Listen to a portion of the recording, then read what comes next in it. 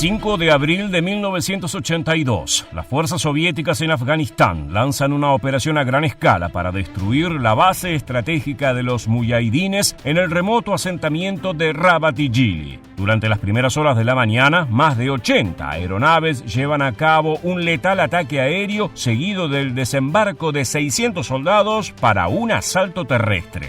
Se trata de la mayor operación aeromóvil de la Unión Soviética desde que comenzó la invasión, y el avance es perfecto desde la perspectiva del general que observa la maniobra desde el aire. Pero solo hay un detalle: el objetivo destruido no es la base de los muyahidines. De hecho, la misión ni siquiera se está desarrollando en suelo afgano.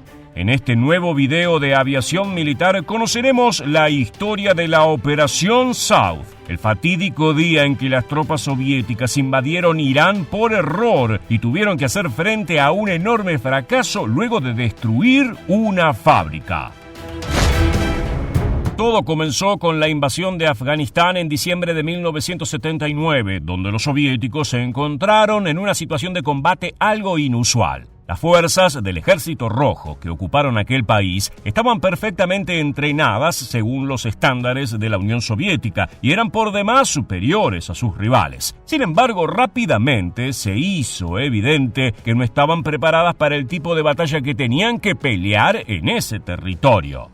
A diferencia de la guerra clásica para la que se entrenaba principalmente a las tropas, no había una línea de frente clara en Afganistán. Los grupos rebeldes islamitas, como los muyahidines, eran perfectamente conscientes de que no tenían ninguna posibilidad de enfrentarse directamente con los soviéticos, por lo que confiaron en gran medida en las tácticas de guerrilla. Interrumpían las líneas de suministro, realizaban incursiones veloces y emboscadas y luego se retiraban rápidamente a sus bases ocultas. Esto agotó lentamente los recursos de los soviéticos y una de sus respuestas fue un intento de eliminar el problema de raíz. De la misma manera en la que eran perjudicados, decidieron cortar el acceso de los muyahidines a los suministros de armas, apuntando a sus caravanas, bases de tránsito y campos de entrenamiento.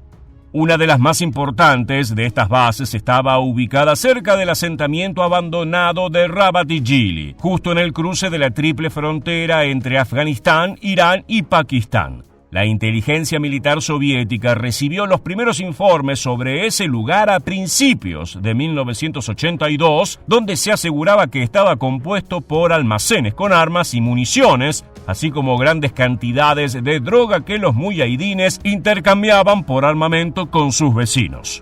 No obstante, lo que resultó más interesante para los soviéticos fue el dato sobre 2 docenas de cajas de madera que contenían tubos largos. Según la descripción, todo parecía indicar que se trataba de misiles portátiles tierra-aire conocidos como Manpads, presumiblemente entregados desde Egipto. La base estaba custodiada por alrededor de 60 personas, además de los grandes grupos que regularmente llegaban para recibir entrenamiento militar o en busca de nuevas armas y munición. Toda esta información de inteligencia se envió luego a Moscú, desde donde se respondió con órdenes de preparar lo antes posible una operación para destruir completamente ese lugar. Esta misión recibió una gran importancia y un nombre clave: South.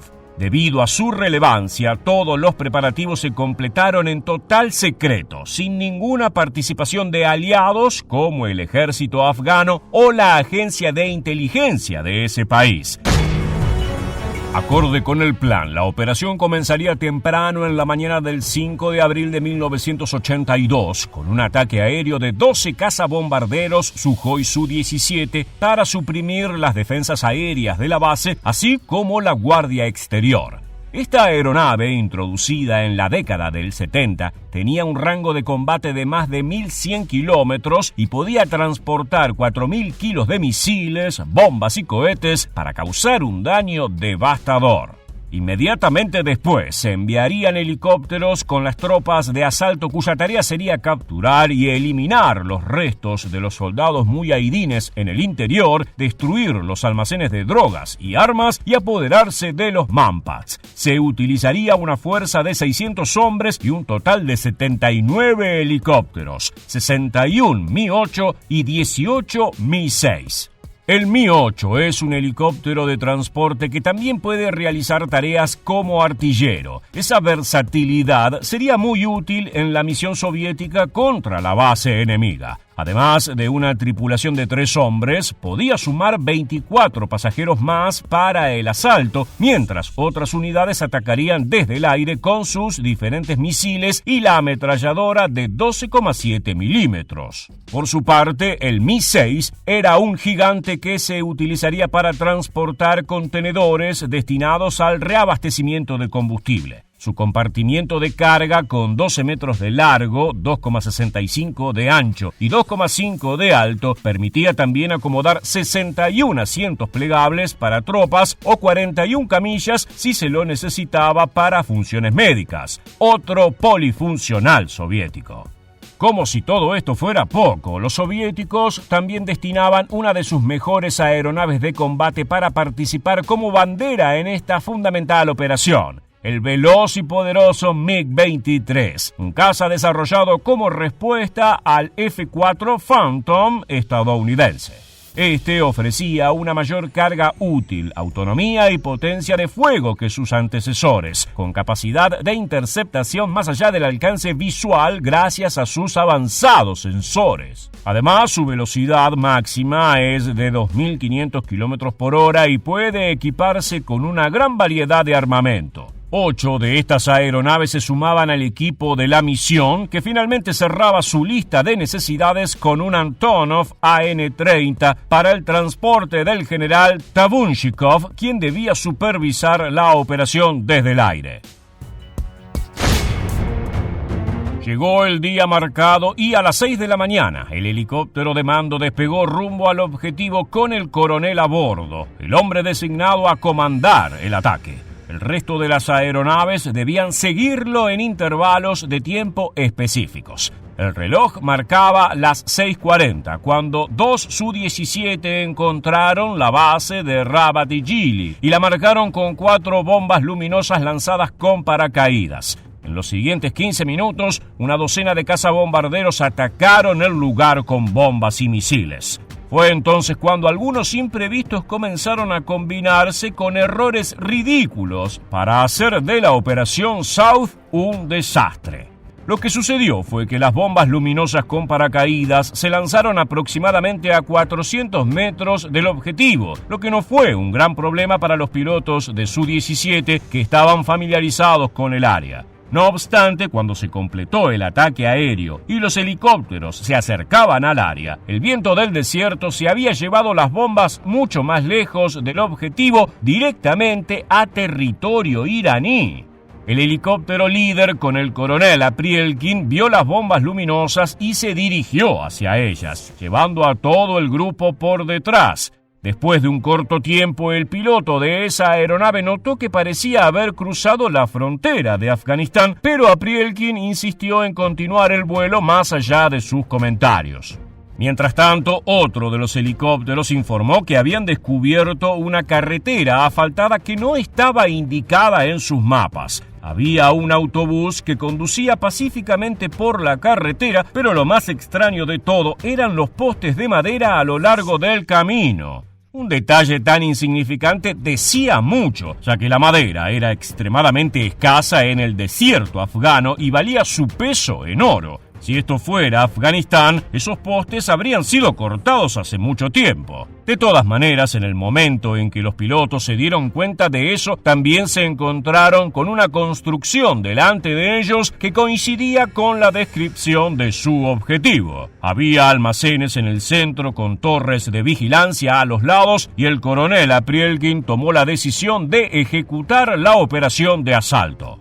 Las advertencias y la ausencia de signos de destrucción del ataque aéreo anterior no hicieron cambiar la idea de quién estaba al mando, así que se avanzó con el aterrizaje. Más de 50 Mi-8 descendieron y se extendieron por el desierto en una línea de varios kilómetros de ancho. Los grupos de asalto atacaron la base con ametralladoras y destruyendo gradualmente los edificios en una tarea que duró 17 minutos. Por un momento, esta puede haber parecido una operación perfectamente planeada y ejecutada si no fuera por el hecho de que el objetivo atacado no era la base de los muyahidines en Rabat y Jili, sino una ordinaria fábrica de asfalto en la ciudad iraní de Jarmak.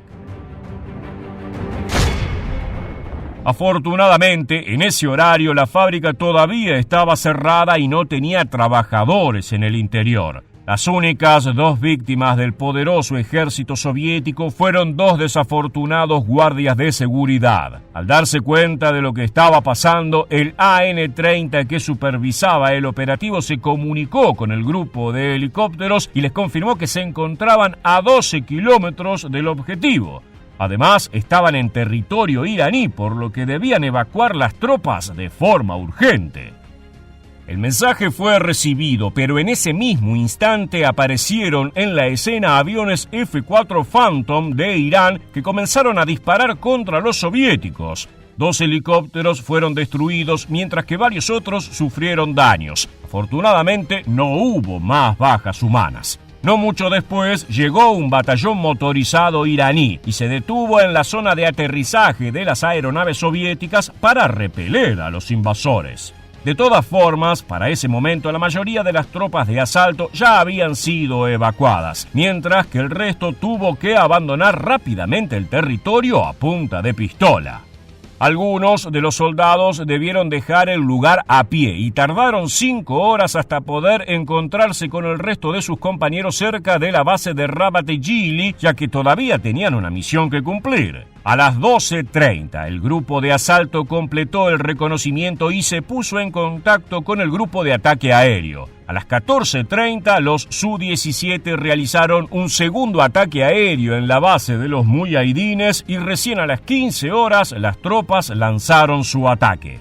Para las 19 todo había terminado, con la base de Rabat y Jili completamente destruida. Sin embargo, con el segundo ataque tan demorado, el elemento de la sorpresa se perdió y los muyahidines lograron sacar la mayoría de las drogas y armas a tiempo. Mientras tanto, el gobierno iraní ya había emitido una nota de protesta a la Unión Soviética y los soviéticos tuvieron que disculparse por el accidente sin mayores represalias ni consecuencias, más allá de la vergüenza internacional causada por este humillante y difícil de creer error. Ahora sí, llegó el momento de despedirnos. Muchas gracias por acompañarnos hasta el final y quédate atento a nuestro canal para reencontrarnos en el próximo video.